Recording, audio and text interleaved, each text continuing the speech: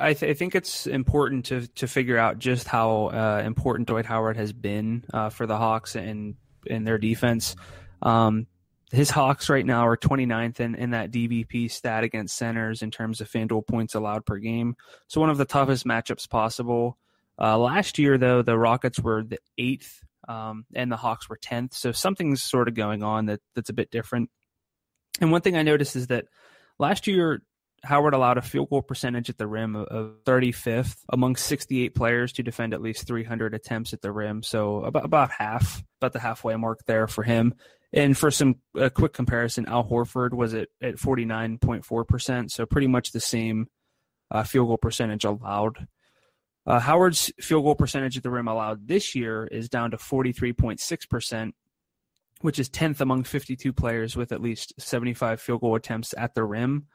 The Hawks are 7th in pace, but 1st in defensive rating. They are 5th in effective field goal percentage allowed, but they're still top 7 in DVP against power forwards and centers. So I always like to look at shot distribution when possible, and there's a bit of an interesting trend there. For Atlanta, last season, 30.1% of opponent field goal attempts came within 3 feet of the rim. That's down to 27.2%.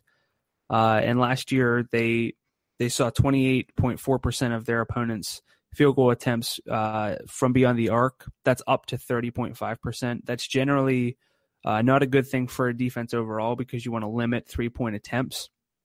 But Howard is really sort of pushing opponents away from the rim, and that's definitely helping out this defense. Excuse me. The most important thing for me is that this just shows sort of why their defense is improving in terms of fantasy points against. They were a bottom 6 team in defensive rebound rate last year. They are 11th this year. And to me, the trend is nice, but again, understanding why there's been a big shift is a big part of NBA DFS. So these are the types of things you can look at. If there's a small slate, dig deep. And then this knowledge is going to help you throughout the year. So it's great to see who's playing well right now, but understanding, how a defense is changing and how that's going to impact opposing offenses. That's the kind of stuff that I really like to figure out.